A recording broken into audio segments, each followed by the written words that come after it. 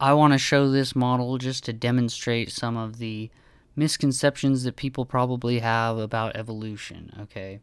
Now, this model was done up in 1965, and it's really probably the best one I've seen, just showing this lineup, right, of all the early discoveries. But there are probably, I don't know, about 5 or 6 different major discoveries that came after this. So we'll just have to fill in the blanks as we go, right? Okay, so I want to zoom in here, and I'm not going to go into every single one of these primitive ones, but I want to go and start off with these more upright walkers, okay? Now, the first one that I want to cover is Australopithecus robustus, okay? Now, this one is one of the first upright walking, okay? But what we want to take a note of here is this toe that you see, okay? This toe is protruding outward, okay? And this is something that you'll see in modern chimpanzees, gorillas, and the like, okay? And basically, this is something that comes from gripping in the trees. Basically, this works like a opposable thumb so that you can grab in the branches and stuff. So what we see with robustus is both climbing in the trees and walking, okay? And it's on the way to becoming human, obviously, right? It's on the way to walking upright, I should say. Okay, so if we get to the next one, this the advanced Australopithecines. Now these ones were, it's speculated that their toes were lined up like people, okay? We don't know that for sure. Okay, but with the next one, Homo erectus. Now this one is definitely an upright walker and definitely has that toe that you see, okay? This human-like toe, okay? Now, the important thing about Homo erectus is that when we're talking about the out of Africa model and people leaving Africa, this is the one we're talking about, okay? So, when evolutionists say, Africa would have been the Garden of Eden, they're really talking about this guy, okay? And this is not an Adam and Eve type person, okay? This is not really a person, okay? It's more of a ape man type of thing. This is a transitional species. It's really the missing link, okay? So just be aware of that. Now, moving on. Now we're getting to this early Homo sapiens. Now these ones, this at the time is kind of a hypothetical person, right? It's basically it's a filler for all of these that come next, okay? Every single one that comes next. This one's kind of just a marker to indicate where modern Homo sapiens would start, okay? Now, moving on, we've got Solo Man, right? Now, I believe this one was found in Java, okay? And, which would be in Asia. Now, I think what has happened here is that people have actually designated this one as a late Homo erectus, and we're going to be talking about that next, which is that Homo erectus was around for so long and so widespread that by the end of its time, it really wasn't the same species that it started off as, okay? And so this Java man, Solo Man, is really probably the end line of of Homo erectus, okay? Now, another thing to think about here is this was found in Java. So we've got Homo erectus is living in Europe, Asia, and Africa. So this one by itself probably had at least 3 different races of its own kind living on different continents, okay? The genetic isolation of these people across the continents would have caused variation, right? Just like people now, right? Okay, moving on, we've got Rhodesian man, okay? And the Rhodesian man is an interesting one because it's actually speculated now that it is the same species as Homo heidelbergensis, okay? And, okay, so if you think about Heidelberg, Germany, that's where they found Heidelberg man. Rhodesian man, this is found in what's modern day Zambia, I believe. So that really gives you, if they are the same species, that really gives you an indicator as to how widespread some of these people got, okay? Rhodesian man. Okay, now before we get on to the next ones, I want to move up and I want to talk about this timeline. Okay, so here we got the Homo erectus, and he's coming in at 700,000 years ago, maybe 750,000, something like that. Okay, and going on to about 450,000 years, right? And we don't know, they could have easily gone on longer. Okay, this is a kind of an old model, so it's speculated that they lived longer, okay? But basically, during this time here, around 600 to 500,000 years, they had spread to Europe and Asia, okay? And this is the time frame, so 500,000 years, that is the indicator of this out of Africa model, okay? So when scientists say, you know, the Garden of Eden is in Africa, okay, they're talking about 500,000 years ago, okay? And just to put that into perspective, all of written history is like maybe 10 or 11,000 years of written history, so hundreds of thousands of years ago. This is way prehistory, okay? And it's a huge span of time as well, okay? And that's something else to talk about, is it took them hundreds of thousands of years to get to Asia, okay? These were just small groups of them moving around and populating the earth, so it took a long time, okay? Versus modern humans, which colonize the whole planet within 10,000 years or something like that, right?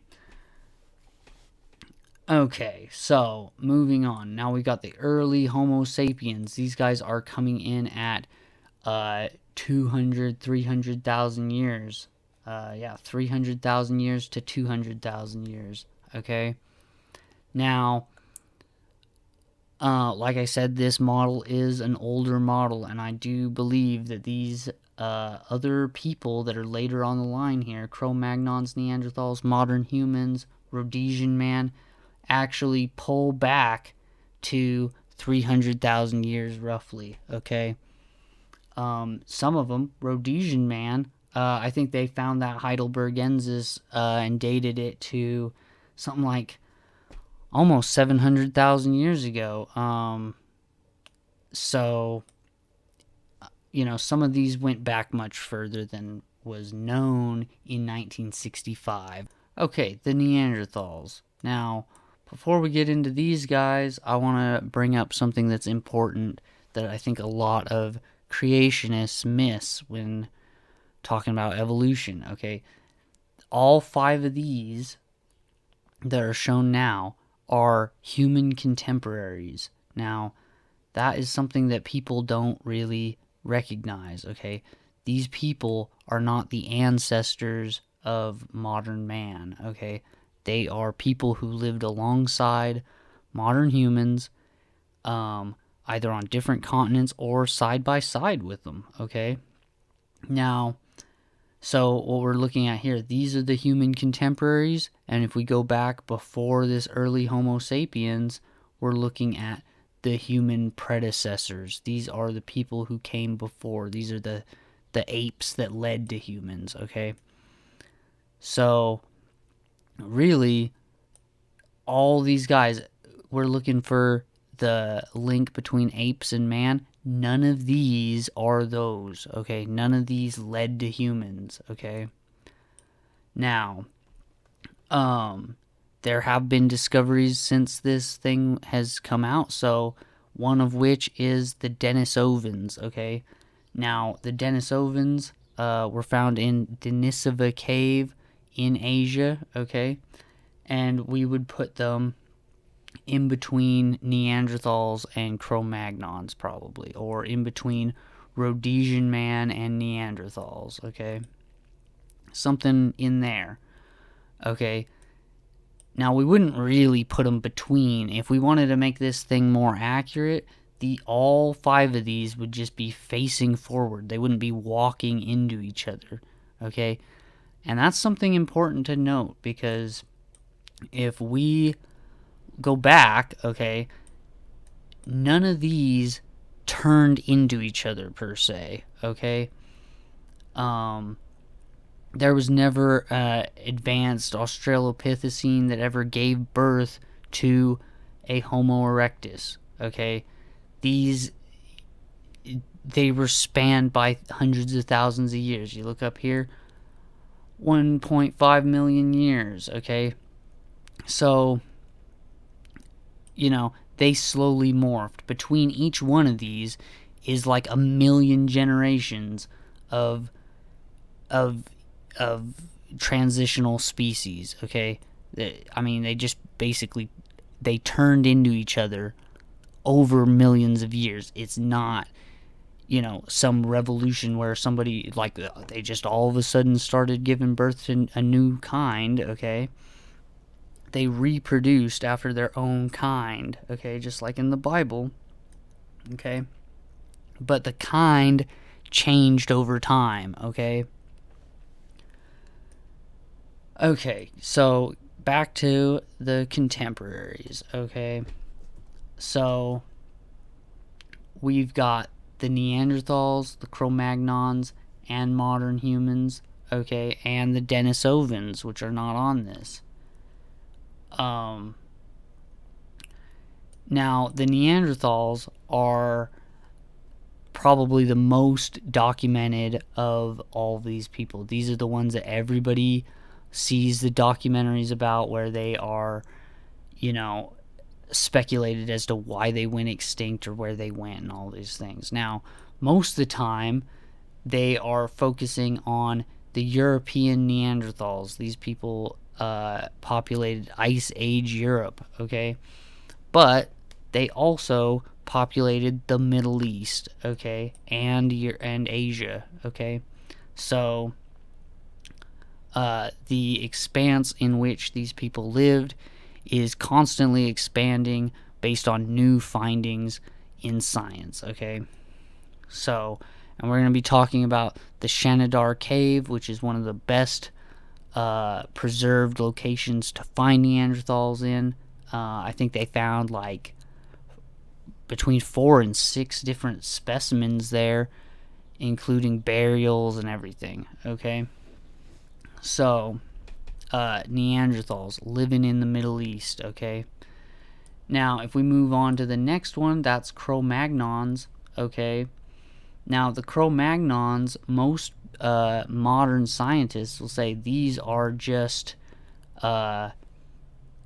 modern humans living in Europe, okay? But no one knows where these people came from, okay? And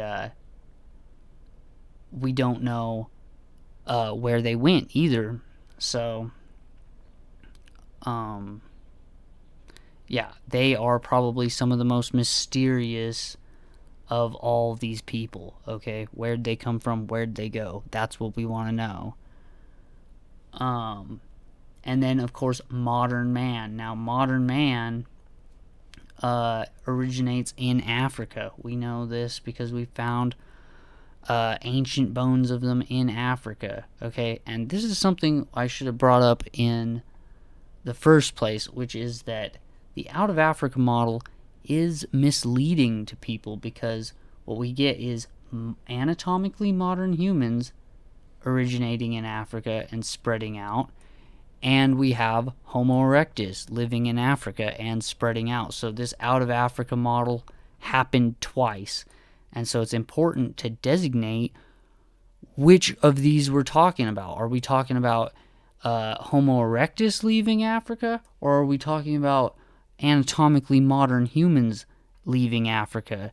Now, if it's anatomically modern humans, we're talking they left Africa, somewhere in 30,000 to 15,000 years ago, okay? If we're talking Homo erectus, they left Africa, 600,000 to 500,000 years ago, okay? Two totally different things, okay? And it's important to designate which we're talking about, okay? But if we're looking at this, now I want to start talking about Adam and Eve, right? We want to bridge the gap between science and religion, okay? Now, if we're talking about Adam and Eve and the Garden of Eden, and we're talking about it being in the Middle East, we're talking about it being 15,000 years ago. So, we're not talking about Homo erectus, okay? We're talking about 15,000 years ago, anatomically modern humans and their contemporaries, okay? So, who's living in the Middle East, okay? At 15,000 years ago, we've got Neanderthals, okay? They're living in the Middle East, in this Garden of Eden, okay?